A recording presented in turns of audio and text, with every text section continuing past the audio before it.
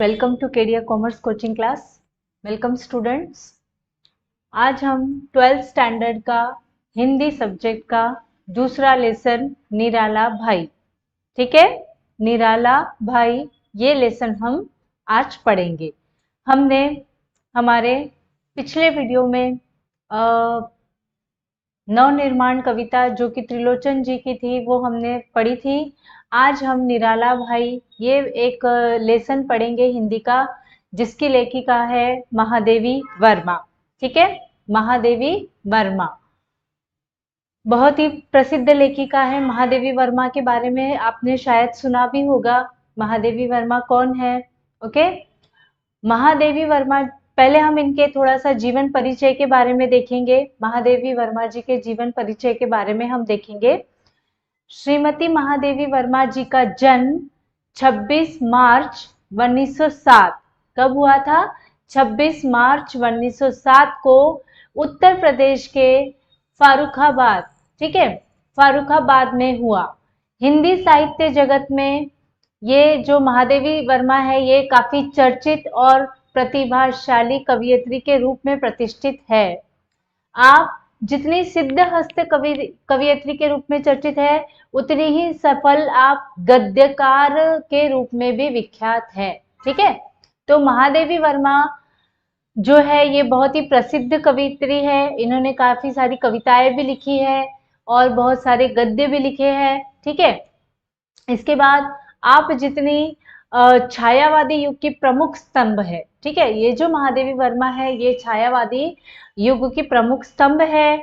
इनके जो लिखे हुए रेखा चित्र है जो भी काव्य सौंदर्य की अनुभूति तो कराते ही है और साथ ही साथ सामाजिक स्थितियों पर भी चोट करते हैं। ठीक है, यानी आज समाज में जो भी स्थितियां है, अच्छी स्थितियां या बुरी स्थितियां, तो उसे महादेवी वर्मा ने चित्रित किया है, उसके बारे में आपको बताया है। ठीक है, इसलिए वे काव्यात्मक रेखा चित्र हमारे मन पर अमिट प्रभाव डालते हैं। यानी उनका एक जो प्रस्तुत करने का जो ढंग होता है वो इतना निराला और इतना अच्छा होता है कि इसका हमारे मन पर एक अमिट भाव अंकित हो जाता है।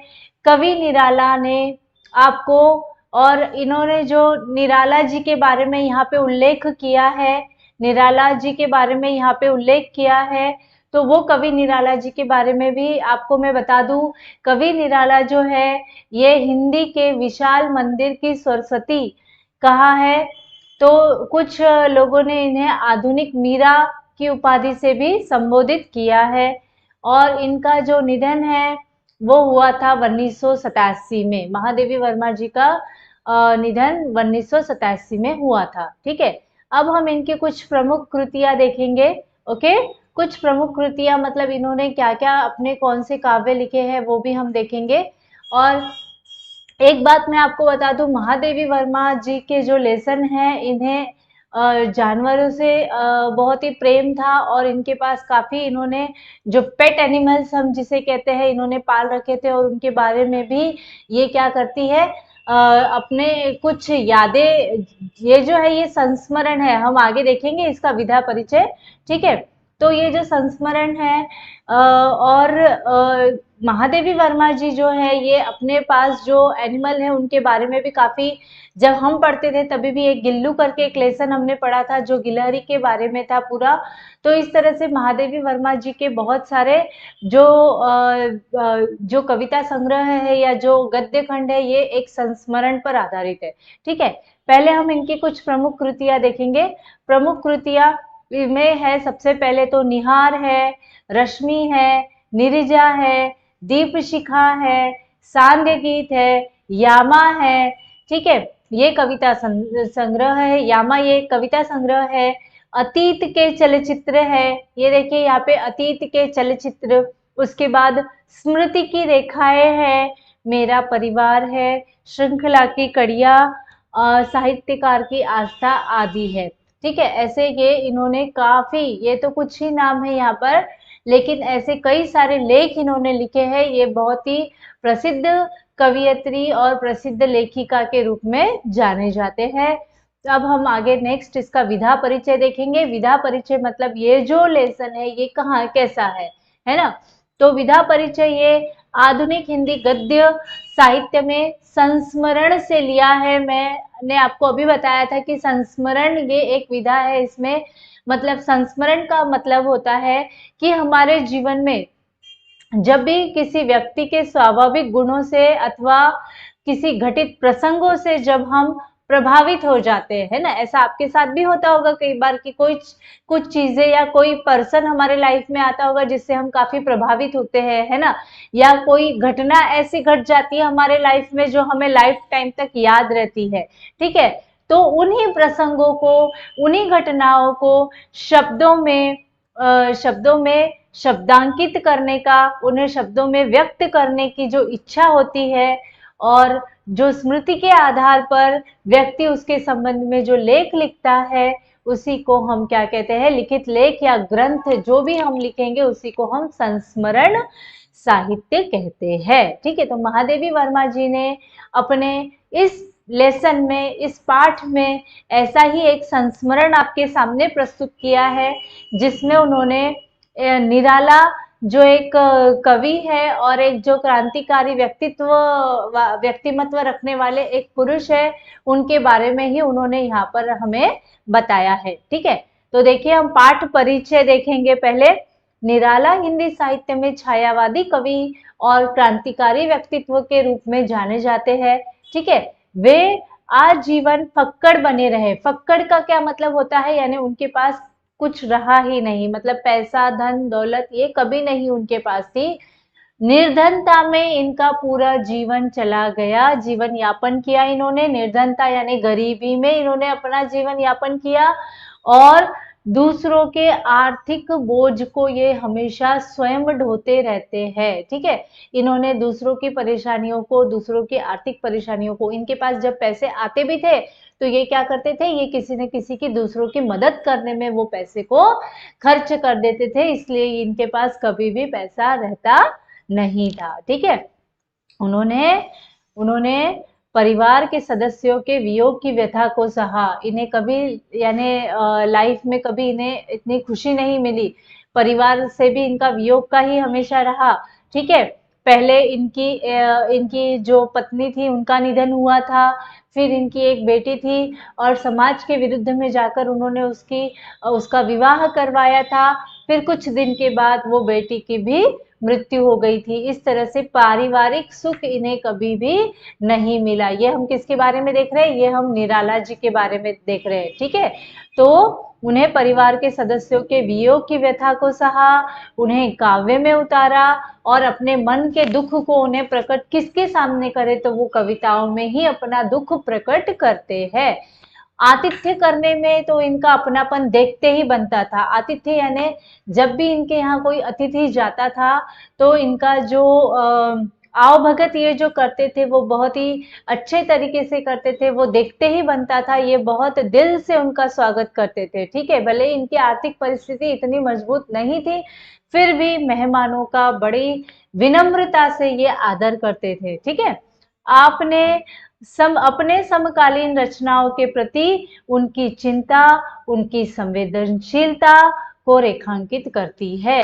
उनका व्यक्तित्व लोहे के समान दृढ़, कैसा था उनका व्यक्तित्व, उनका व्यक्तित्व था लोहे के समान दृढ़ और हृदय भाव तरलता से ओत प्रोत था। यानी भले ही ये बाहर से दिखने में तो बहुत ही दृढ़ थे, लेकिन इनका मन जो था ये बिल्कुल तरलता से ओत प्रोत था, मन बहुत अच्छा था। वे मानवता के पुजारी थे। इन्हीं गुणों को लेखिका ने क्या किया है, प्रस्तुत पाठ में आपको शब्दांकित किया है। ठीक है, तो ये हो गया हमारा पूरा अभी विधा परिचय हो गया। उसके बाद पाठ परिचय, मैंने आपको पहले महादेवी वर्मा जी के बारे में भी बताया और फिर निराला जी के बारे में बताया, और यही निराला जी के बारे में ही यह लेसन पूरा उनके ही इर्द गिर्द घूमता है। निराला जी को लेकर, उनके प्रसंगों को लेकर ही महादेवी वर्मा जी ने क्या किया है, उन्हें इस पाठ में एक्सप्लेन किया है, पूरा आपको डिटेल में बताया है। ठीक है, इसके बाद ये देखिए, ये यहाँ पर आपको सामने महादेवी वर्मा जी का चित्र दिखाया गया है। ठीक है, चलिए अब हम लेसन स्टार्ट करेंगे, देरी नहीं करेंगे। ठीक है, देखिए मैं पढ़ती हूँ, एक एक पैराग्राफ पढ़ूंगी और आप इसको ध्यान से समझेंगे। इसमें जो भी हार्ड वर्ड्स आएंगे मैं आपको तुरंत उसे एक्सप्लेन कर दूंगी, बताते चले जाऊंगी। एक युग बीत मेरी जाने पर भी मेरी स्मृति से घटा भरी अश्रुमुखी सावनी पूर्णिमा की रेखाएं मिट सकी है, नहीं मिट सकी है। उन रेखाओं के उजले रंग न जाने किस व्यथा से गीले हैं कि अब तक सूख भी नहीं पाए, उड़ना तो दूर की बात है। क्या कर रहे हैं लेखिका, ये कहते हैं कि एक युग बीत गया है, लेकिन उनके स्मृति में, उनकी यादों में एक जो है श्रावणी पूर्णिमा की उनके जीवन में, उनके दिमाग में एक ऐसी याद बैठी हुई है कि जिनको वो भुला नहीं पाती है। ठीक है, उस दिन मैं बिना कुछ सोचे हुए ही भाई निराला जी से पूछ बैठी, आपके किसी ने राखी नहीं बांधी? अवश्य ही उस समय मेरे सामने उनकी बंधन शून्य कलाई और पीले कच्चे सूत के ढेरों राखियां लेकर घूमने वाले यजमान खोजियों का चित्र था, पर अपने प्रश्न के उत्तर ने मुझे क्षण भर के लिए चौंका दिया। क्या हुआ था, महादेवी वर्मा जी ने राखी के दिन निराला जी को ये पूछ लिया था कि भाई आपको किसी ने राखी नहीं बांधी। उनकी सूनी कलाई देखकर महादेवी वर्मा जी ने उनसे पूछ लिया कि भाई आपको किसी ने राखी नहीं बांधी है क्या? तो फिर निराला जी ने क्या जवाब दिया? निराला जी ने कहा, कौन बहिन हम जैसे बुक्कड़ को भाई बनाएगी? मतलब क्या, बुक्कड़ यानी क्या होता है? बुक्कड़ यानी, बुक्कड़ वर्ड तो आप लोगों को पता ही होगा, है ना। हम जनरली इसमें बोलते हैं जिनके पास कुछ नहीं होता, है ना, जिनके पास कोई धन वगैरह नहीं होता, उन्हें हम बुक्कड़ कहते हैं। तो निराला जी ने ऐसा जवाब दिया कि भाई कौन बहन मेरे जैसे बुक्कड़ इंसान को कौन अपना भाई बनाएगा? तो उत्तर देने के एकाकी जीवन की व्यथा थी या चुनौती? यह उत्तर सुनने के बाद महादेवी वर्मा जी के दिमाग में ऐसा आया कि बाप रे, इनका जीवन कितना एकाकी है, मतलब ये कितने अकेले हैं, इस बात का अंदाजा महादेवी वर्मा जी ने लगा लिया था। जिसने दिव्य वर्ण गंध मधु वाले गीत सुमनों से भारती की अर्चना की है और बर्तन मांजने, पानी भरने जैसी कठिन श्रम साधना से उत्पन्न स्वेद बिंदुओं से मिट्टी का श्रृंगार भी किया है। मतलब ये इन पंक्तियों से हमें पता चलता है कि निराला जी का जो जीवन था वो बहुत ही संघर्षमय था, एकाकी था और बहुत ही आर्थिक परिस्थिति में भी वो बहुत मतलब निम्न थे, यानी उनके पास बिल्कुल भी मतलब उनकी आर्थिक परिस्थिति अच्छी नहीं थी। ठीक है, दिन रात के पगों से वर्षा की सीमा पार करने वाले अतीत ने आग के अक्षरा में आंसू के रंग भरकर ऐसी अनेक चित्र कथाएं आंक डाली है जिसकी इस महान कवि और असाधारण मानव के जीवन की मार्मिक झांकी मिल सकती है और उन सबको संभाल सके एक ऐसा चित्राधार पा लेना सहज नहीं है। ठीक है, तो यहाँ तक आपको समझ में आया। इसके बाद हम आगे बढ़ेंगे। उनके अस्त व्यस्त जीवन को व्यवस्थित करने के असफल प्रयासों का स्मरण कर मुझे आज भी हंसी आ जाती है। महादेवी वर्मा जी ने क्या प्रयत्न किया? उनका जो जीवन अस्त व्यस्त था उसे व्यवस्थित करने की कोशिश की थी। एक बार अपनी निर्बंध उदारता की तीव्र आलोचना सुनने के बाद उन्होंने व्यवस्थित रहने का वचन दिया। उन्होंने महादेव वर्मा जी को वचन दिया था कि भाई मैं अब आगे का जीवन व्यवस्थित रूप से व्यापन करूंगा। संयोग से तभी उन्हें किसी से 300 रुपए मिल गए थे और उसी वक्त ऐसा हुआ कि उन्हें कहीं से 300 रुपए भी मिल गए थे। वह पूंजी मेरे पास जमा करके उन्होंने मुझे अपने खर्च का बजट बनाने का आदेश दिया। उन्होंने महादेवी जी वर्मा जी को बोला कि भाई आप ये 300 रुपए रख के मुझे मेरे लाइफ का पूरा क्या बना दीजिए, बजट बना दीजिए, इसका खर्चा। बजट समझते हो ना? बजट यानी क्या, जब हम बजट प्रस्तुत होता है ना हमारे यहाँ पर भी, है ना, फरवरी महीने में हमेशा हमारे देश का बजट अभी अभी प्रस्तुत किया हुआ था। ठीक है, तो बजट यानी क्या, हम जब खर्चों का और आय का जब हम हिसाब किताब करते हैं तो उसे हम बजट कहते हैं। ठीक है, तो महादेवी वर्मा जी के पास निराला जी ने 300 रुपए देने के बाद उनसे कहा कि आप इन 300 रुपए का बजट बनाइए, मतलब उसमें से मुझे कितना खर्चा करना है, कहाँ पर खर्चा करना है, और उसमें से कुछ हमारी बचत होती है क्या, ऐसा मुझे आप हिसाब किताब करके बताइए। ठीक है, तो आगे क्या हुआ फिर, वे जानते थे कि यह कार्य मेरे लिए कितना दुष्कर है, दुष्कर यानी मुश्किल, वो जानते थे कि महादेवी जी वर्मा के लिए ये कार्य बहुत मुश्किल है।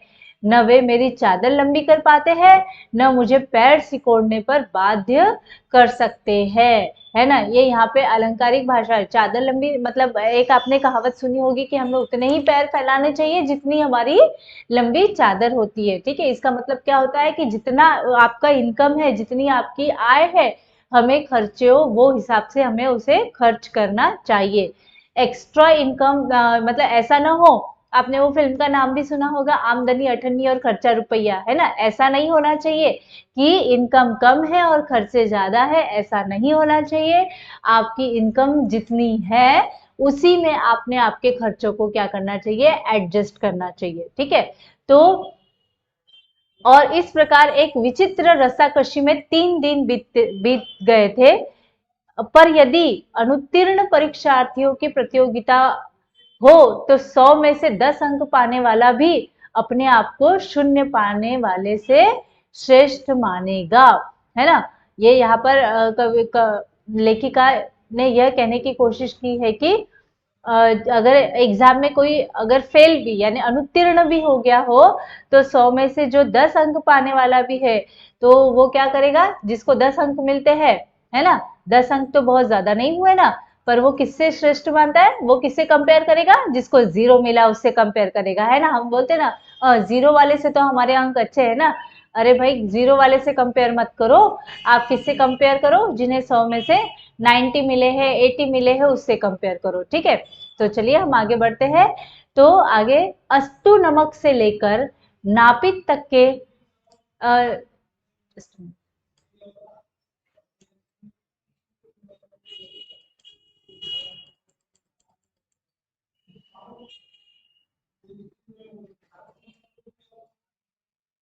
अस्तु नमक से लेकर नापित तक और चप्पल से लेकर मकान किराए तक का जो अनुमान पत्र मैंने बनाया, वह जब निराला जी को पसंद आ गया तब मुझे पहली बार अपने अर्थशास्त्र के गर्व ज्ञान पर गर्व हुआ। क्या किया था महादेवी वर्मा जी ने फिर, वो 300 रुपए जो मिले थे निराला जी को उसका क्या करके दिया उन्होंने, उसे उन्हें अनुमान पत्र बना के दिया। अनुमान पत्र यानी ही बजट पत्र, यानी क्या करके दिया कि आपको वो 300 रुपए कहाँ पर और कैसे कैसे खर्च करने हैं उसका उन्हें वो लेखा जोखा तैयार करके दिया। ठीक है, पर दूसरे ही दिन, और वो जो उन्होंने अनुमान पत्र बनाया वो निराला जी को बहुत पसंद आया। तब महादेवी वर्मा जी को बहुत अच्छा लगा, उन्हें ऐसा फील हुआ कि हाँ मुझे भी अपने अर्थशास्त्र का ज्ञान है ना। अर्थशास्त्र का मतलब कॉमर्स, आप लोग भी कॉमर्स के स्टूडेंट हो, है ना, तो कॉमर्स के स्टूडेंट की ये एक खासियत होती है कि वो बजट बहुत अच्छा बनाता है ना। ठीक है, चलिए, तब मुझे अपने अर्थशास्त्र के ज्ञान पर गर्व हुआ, पर दूसरे ही दिन से मेरे गर्व की व्यर्थता सिद्ध होने लगी। वे सवेरे ही पहुंचे, दूसरे दिन ही सुबह निराला जी महादेवी वर्मा जी के यहाँ पहुंच गए। 50 रुपए चाहिए, किसी विद्यार्थी की परीक्षा शुल्क जमा कराना है, अन्यथा वह परीक्षा में नहीं बैठ सकेगा। तो उन्होंने क्या बोला, मैंने आपको शुरू में ही बताया, निराला जी का जो जीवन निर्धनता में गया है, जो गरीबी में गया है, उसका ये सबसे बड़ा रीजन था कि उनके पास जब भी पैसे आते तो उस पैसों को वो किसी न किसी को जिसको भी जरूरत होती थी आर्थिक रूप से मदद कर देते। ठीक है, तो दूसरे ही दिन निराला जी महादेवी वर्मा जी के पास आए और उन्हें बोला कि आप मुझे उन 300 रुपए में से 50 रुपए दीजिए, मुझे किसी विद्यार्थी की फीस भरनी है, अन्यथा वो परीक्षा में नहीं बैठ पाएगा। ठीक है, संध्या होते होते यानी कि शाम होते होते किसी साहित्यिक मित्र को 60 देने की आवश्यकता पड़ गई। फिर ये सुबह सुबह पहले 50 रुपए लेकर चले गए निराला जी, फिर शाम होते होते और 60 रुपए मांगने आए हैं, बोले हमारे किसी मित्र को आवश्यकता पड़ गई इसलिए वो 60 रुपए भी लेकर गए। ठीक है, फिर दूसरे दिन क्या हुआ, दूसरे दिन लखनऊ के किसी तांगे वाले की माँ को 40 रुपए का मनी ऑर्डर करना पड़ा। ठीक है, दूसरे दिन और क्या करना पड़ा, फिर दूसरे दिन आए, यानी पहले ही दिन 300 रुपए में से 300 रुपए में से पहले दिन पहले 50 और फिर 60, यानी 110 रुपए वो लेकर जा चुके थे। दूसरे दिन फिर लखनऊ के किसी तांगे वाले की माँ को 40 रुपए का मनी ऑर्डर करना पड़ा और दोपहर को किसी दिवंगत मित्र की भतीजी के विवाह के लिए 100 देना अनिवार्य हो गया। फिर और दूसरे दिन भी पहले तांगे वाले की माँ को 40 रुपए दिए और फिर अपने किसी मित्र की मदद के लिए 100 रुपए उन्होंने और दे दिए।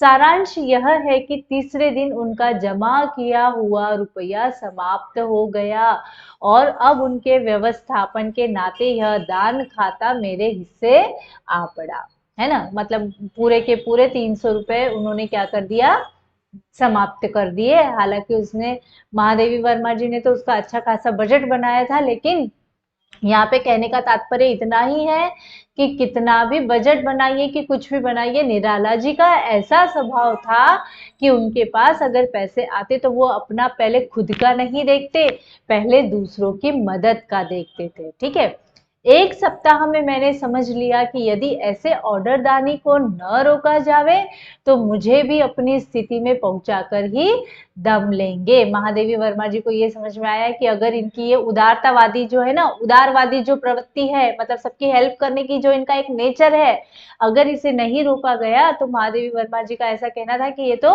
मुझे भी अपनी जगह पहुंचा देंगे। यानी खुद तो निर्धन है ही, सबकी मदद कर करके, और महादेवी वर्मा जी को ऐसा लगा कि मुझे भी ऐसा ही कर देंगे। ठीक है, तब से फिर कभी उनका बजट बनाने का दुस्साहस मैंने नहीं किया। तब से महादेवी वर्मा जी ने उनका बजट नहीं बनाया। बगल में गुप्त जी के बिछौने का बंडल दबाए दिया सलाई के क्षण प्रकाश, क्षीण अंधकार में तंग सीढ़ियों का मार्ग दिखाते हुए निराला जी ने हमें उस कक्ष में ले गए जो उनकी कठोर साहित्य साधना का मुख्य साक्षी रहा है। आले पर कपड़े की आधी जाली बत्ती से भरा, पर तेल से खाली मिट्टी का दिया मानो अपने नाम की सार्थकता के लिए जल उठने का प्रयास कर रहा था। ठीक है, मतलब इन पंक्तियों से आपको समझ में आता होगा कि उनके घर में कितनी निर्धनता थी। मिट्टी का दिया था और तेल भी नहीं था उस जिए में। ठीक है, वह आलोक वह आलोकरहित सुख सुविधा शून्य घर, गृह स्वामी के विशाल आकार और उससे भी विशालतर आत्मीयता से भरा हुआ था। ठीक है, अपने संबंध में बेसुध निराला जी अपने अतिथि की सुविधा के लिए सतर्क प्रहरी है। अतिथि की सुविधा का विचार कर वे नया घड़ा खरीद कर गंगा जल ले आए और धोती चादर जो कुछ घर में मिल सका सब तख्त पर बिछाकर उन्हें प्रतिष्ठित किया। ठीक है, उसके बाद क्या हुआ, निराला जी ने अपनी मैंने आपको बताया उनका एक और उनका ये स्वभाव था कि वो क्या करते थे, वो अतिथि का स्वागत बहुत अच्छे से करते थे। इनके लिए उन्होंने नया घड़ा खरीद कर लाया, उसमें गंगा जल लाया। ठीक है, धोती चादर जो भी घर में मिल सका उसे उन्होंने प्रतिष्ठित किया। ठीक है, अब देखते हैं हम आगे। तारों की छाया में उन दोनों मर्यादावादी और विद्रोही महाकवियों ने क्या कहा सुना यह मुझे ज्ञात नहीं, पर सवेरे गुप्त जी को ट्रेन में बैठाकर वे मुझे सुख शयन का समाचार देना न भूले। ठीक है, उनके यहाँ अतिथि आए थे गुप्त जी और उनका उन्होंने बहुत अच्छे से स्वागत किया, उन्हें घड़ा दिया, नया घड़ा में गंगा जल भरकर उनके धोती चादर वगैरह उनकी बेड घर में रहने की व्यवस्था की और उन्हें बहुत सारी अतिथि भाव दिया। ठीक है, आदर प्रेम से उन्हें विदा किया। ठीक है, ऐसे अवसरों की कमी नहीं जब वे अकस्मात पहुंचकर कहने लगे मेरे इक्के पर कुछ लकड़ियां थोड़ा घी आदि रखवा दो, अतिथि आए हैं घर में सामान नहीं है। ठीक है, कई बार वो महादेवी वर्मा जी से भी सहायता लेने आ जाते थे। वो बोलते थे कि कुछ लकड़ियां घी वगैरह रखवा दो, घर में अतिथि आए हैं, मेहमान आए हैं और घर में सामान नहीं है। ठीक है, उनके अतिथि यहाँ भोजन करने आ जावे सुनकर उनकी दृष्टि में बालकों जैसा विस्मय झलक आता है।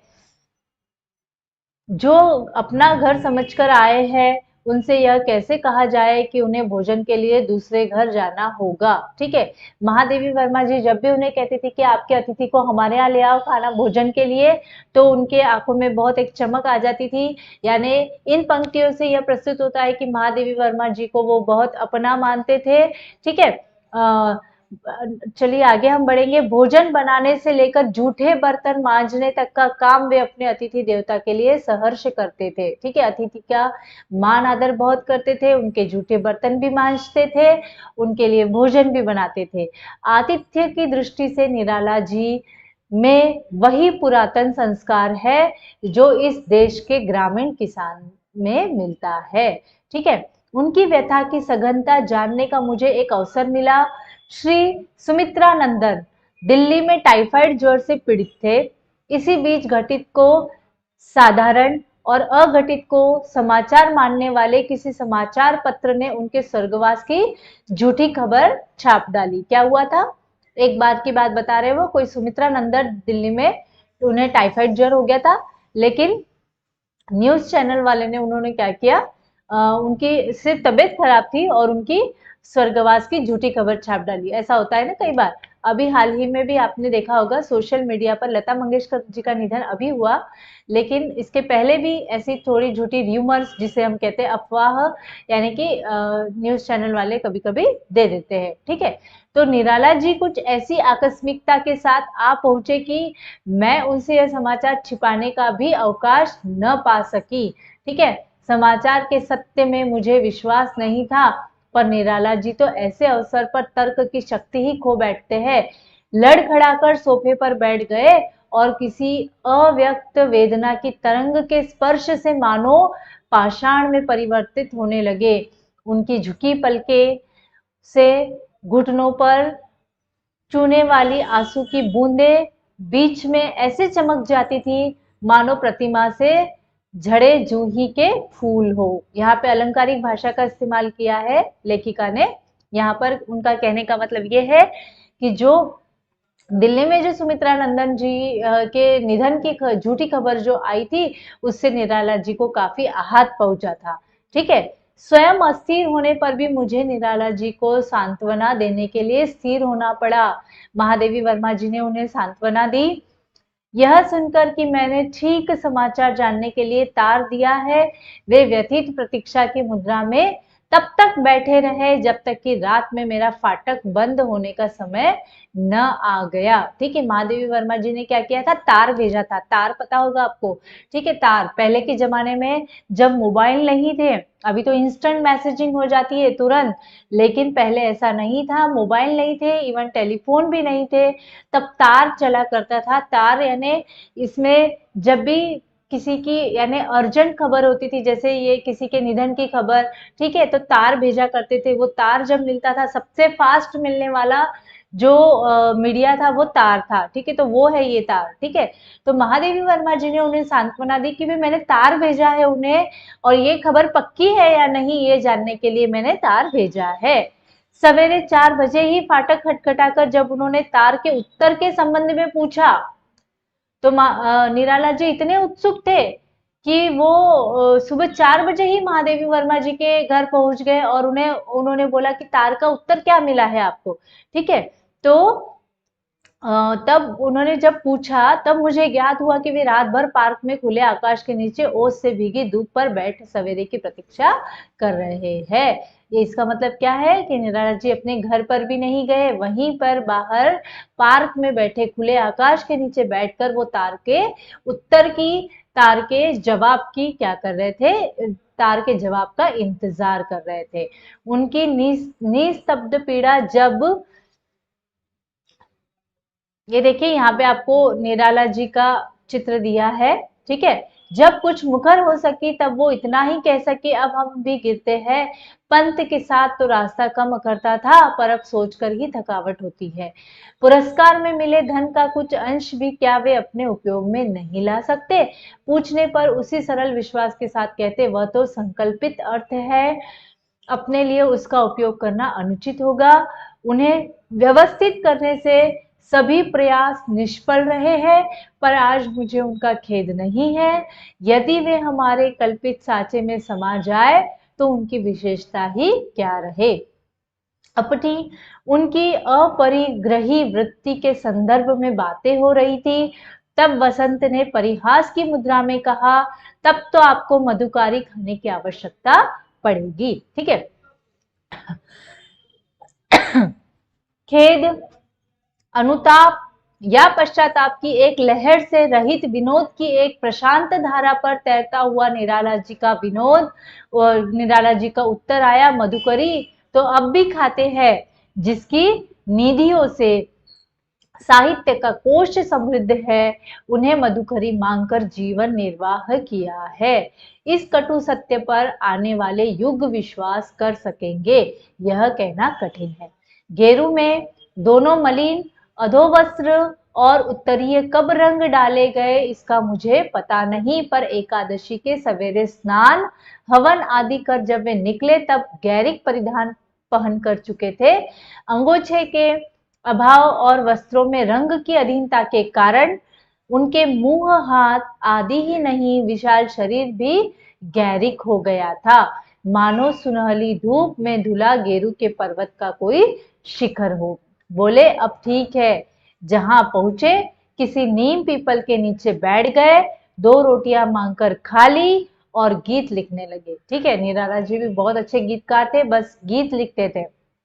इस सर्वथा नवीन परिच्छेद का उपसंहार कहाँ और कैसे होगा, यह सोचते सोचते मैंने उत्तर दिया, आपके संन्यास से मुझे तो इतना ही लाभ हुआ कि साबुन के कुछ पैसे बचेंगे, गेरुए वस्त्र तो मैले नहीं दिखेंगे, पर हानि यहाँ यही है कि जाने कहाँ कहाँ छप्पर डलवाना पड़ेगा, क्योंकि धूप और वर्षा से पूर्णतया रक्षा करने वाले नीम और पीपल कम ही है।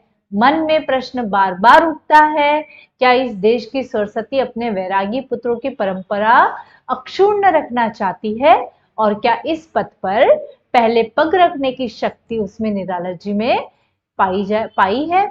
निराला जी अपने शरीर, जीवन और साहित्य सभी में असाधारण है। उसमें विरोधी तत्वों का जो सामंजस्य पूर्ण संधि है, उनका विशाल डिलडोल देखने वाले के हृदय में जो आतंक उत्पन्न कर देता है, उसके मुख की सरल आत्मीयता दूर कर देती है। सत्य का मार्ग सरल है, तर्क और संदेह की चक्करदार राह से उनको पहुंचा नहीं जा सकता। इसी से जीवन के सत्य दृष्टाओं को हम बालकों जैसा सरल विश्वासी पाते हैं। निराला जी भी इसी परिवार के सदस्य है। किसी अन्याय के प्रतिकार के लिए उनका हाथ लेखनी से पहले उठ सकता है। मतलब ऐसा नहीं कि निराला जी कवि तो थे ही, लेकिन जब भी कोई अन्याय देखते थे तो लेखनी से पहले हथियार उठता था, मतलब वो अन्याय का भी विरोध करते थे। ठीक है, अथवा लेखनी के हाथ से कठोर प्रहार कर सकती है। उनकी आंखों की स्वच्छता किसी मलिन द्वेष में तरंगित नहीं होगी। ओठों की खींची हुई रेखाएं में निश्चय की छाप है, उसमें क्रूरता की भंगिमा या घृणा की सिकुड़न नहीं मिल सकती। क्रूरता और कायरता में वैसा ही संबंध है जैसा वृक्ष की जड़ में अव्यक्त रस और उसके फल के व्यक्त स्वाद में। निराला किसी से भयभीत नहीं, अतः किसी के प्रति क्रूर होना उनके लिए संभव नहीं। किसी के लिए भी उनके मन में क्रूरता का व्यवहार नहीं था। उनके उनके तीखे व्यंग की विद्यु रेखा के पीछे सद्भाव से जल से भरा बादल रहता है। निराला जी के विचार से क्रांतदर्शी और आचरण से क्रांतिकारी है। वे उस झंझा के समान है जो हल्की वस्तुओं के साथ भारी वस्तुओं को भी उड़ा ले जाती है। उस मंद समीर जैसी, समीर यानी हवा, उस मधुर समीर जैसी जो सुगंध ना मिले तो दुर्गंध का भार भी ढोता है। हवा में देखिए आप, सुगंध भी होती है, कभी कभी दुर्गंध भी होती है। ठीक है, जिसे वे उपयोगी नहीं मानते, उसके प्रति उनका किंचित मात्र ही मोह नहीं, चाहे तोड़ने योग्य वस्तुओं के साथ रक्षा के योग्य वस्तुएं भी नष्ट हो जाए। उनका विरोध द्वेष मूलक नहीं, पर चोट कठिन होती है। इसके अतिरिक्त उनके संकल्प और कार्य के बीच में ऐसी प्रत्यक्ष कड़ियां नहीं रहती जो संकल्प के औचित्य और कर्म के सौंदर्य की व्याख्या कर सके। उन्हें समझने के लिए जिस मात्रा में बौद्धिकता चाहिए, उसी मात्रा में हृदय के संवेदनशीलता अपेक्षित है। ऐसा संतुलन सुलभ न होने के कारण उन्हें पूर्णता में समझने वाले विरले मिलते हैं। ऐसे दो व्यक्ति जब सब जगह मिल सकते हैं, जिसमें एक उनकी नम्र उदारता की प्रशंसा करते नहीं थकता और दूसरा उनके उद्धत व्यवहार की निंदा करते नहीं हारता। यानी इसमें ये बताया है कि कुछ लोग उनकी प्रशंसा भी करते थे और कुछ लोग उनकी निंदा भी करते थे। ये तो होता ही है, व्यक्ति कैसा भी हो, उसका व्यक्तिमत्व कैसा भी हो, जो लोग पॉजिटिवली लेते हैं वो लोग पॉजिटिवली लेते हैं, और ऐसे भी कई लोग होते हैं कि किसमें कितनी भी अच्छाइयां होने के बावजूद भी वो कहीं ना कहीं उनके निगेटिविटी को ढूंढ लेते हैं। ठीक है, जो अपनी चोट के पार नहीं देख पाते वे उनके निकट पहुंच जाते थे। ठीक है, उनके विद्रोह की असफलता प्रामाणिक करने के लिए उनके चरित्र की उजली रेखाओं पर काली तुली फेर कर प्रतिशोध लेते रहते हैं। निराला जी के संबंध में फैली हुई भ्रांत किंवदंतियां इसी निम्न वृत्ति से संबंध रखती है। मनुष्य जाति की नासमझी का इतिहास क्रूर और लंबा है। प्राय सभी युगों में मनुष्य ने अपनी श्रेष्ठता पर समझ में आने वाले व्यक्ति को छांट कर, कभी उसे विष देकर, कभी सूली पर चढ़ाकर और कभी गोली का लक्ष्य बनाकर अपनी बर्बर मूर्खता के इतिहास में नए पृष्ठ जोड़े हैं। ठीक है, मनुष्य क्या करता है, नासमझी का इतिहास है ना, बहुत ही नासमझी, यानी मनुष्य में बहुत ही नासमझी है। कभी कभी क्या करते हैं वो, कभी किसी को विष देकर, किसी को बंदूक की गोली का लक्ष्य बनाकर, किसी को सूली चढ़ाकर क्या करते हैं, इतिहास में नए पृष्ठ जोड़ लेते हैं। प्रकृति और चेतना न जाने कितने निष्फल प्रयोगों से उपरांत ऐसे मनुष्य का सृजन कर पाती है। अब जो अपने सृष्टाओं से श्रेष्ठ हो, उनके सजातीय ऐसे अद्भुत सृजन को नष्ट करने के लिए इससे बड़ा कारण खोजने की आवश्यकता नहीं समझते, वह उनकी समझ के परे है अथवा उसका सत्य इन्हीं भ्रांतियों से मेल नहीं खाता।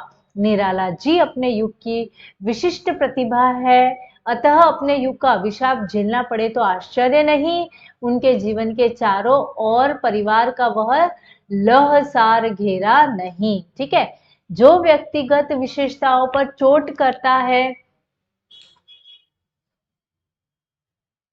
लोहसेरा घेरा नहीं। ठीक है, नेक्स्ट पेज।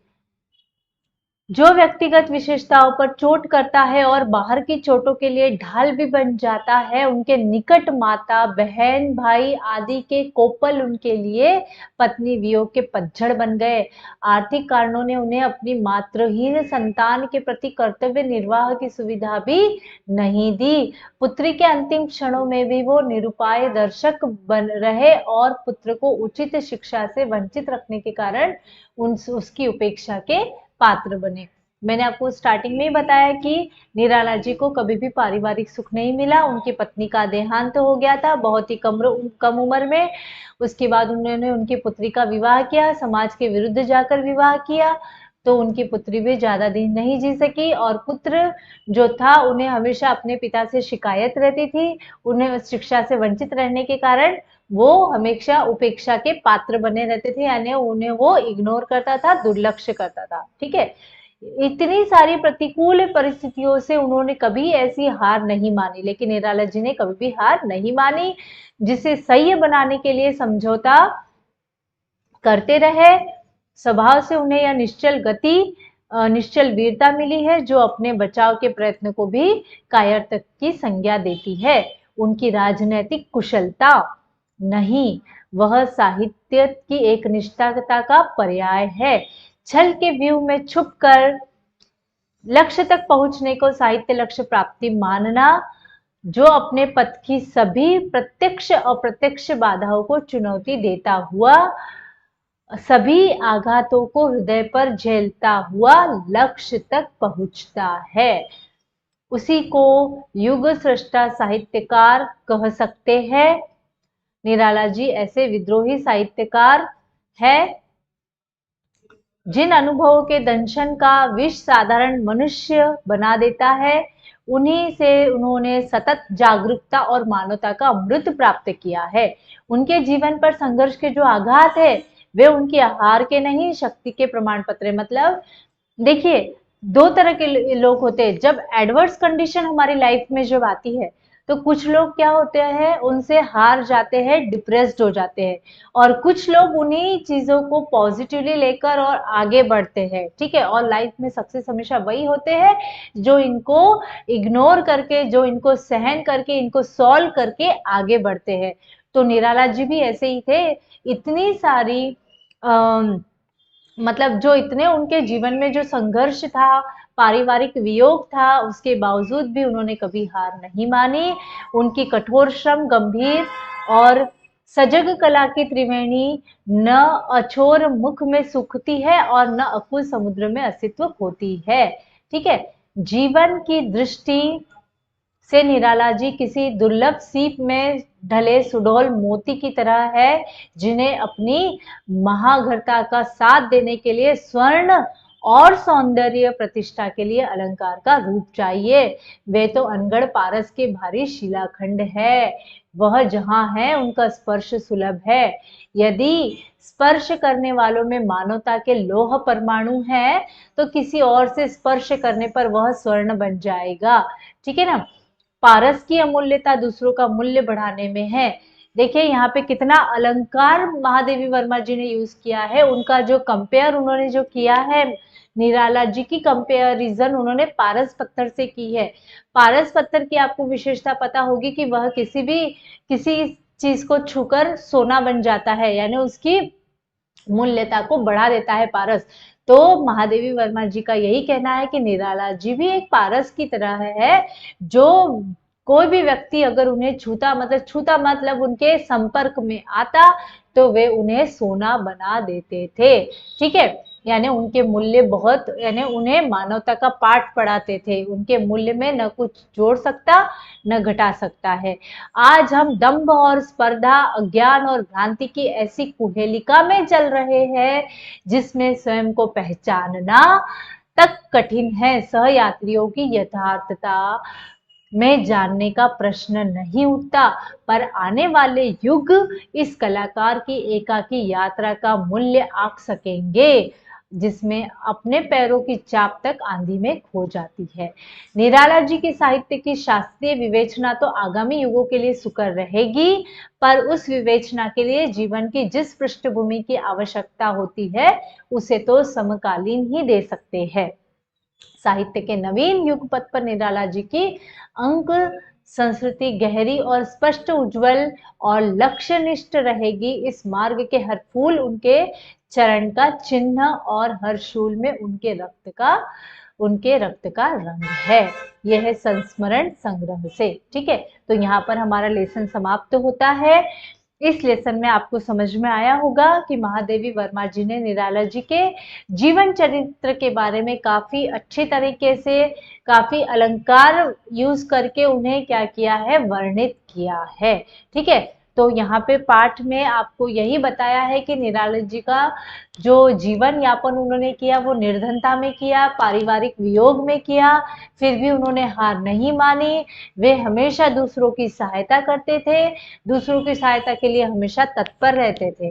ठीक है, इवन उनके पास कुछ नहीं था, तो भी वो अपना जो सर्वस्व है वो लोगों की सेवा में व्यतीत करते थे। ठीक है, यहाँ पे कुछ कठिन वर्ड्स जो आए होंगे आपको, शब्दार्थ, जैसे कि मैंने वैसे तो आपको लेसन के वक्त ही बता दिए थे। भुक्कड़, जिसके पास कुछ न हो। ऑर्डर दानी यानी अत्यंत उदारता पूर्वक दान करने वाला। अक्षुण्ण यानी अखंडित। लौह सार यानी लोहे का कटघरा। अछोर यानी और छोर रहित। महा महार्घ यानी बहुमूल्य। कुहेलिका यानी कोहरा, कोहरा समझते हो ना, जिसे हम मराठी में दुका भी कहते हैं कुछ लोग। कोहरा, धुंध। नापित यानी नाई। मधुकरी यानी भोजन की भिक्षा।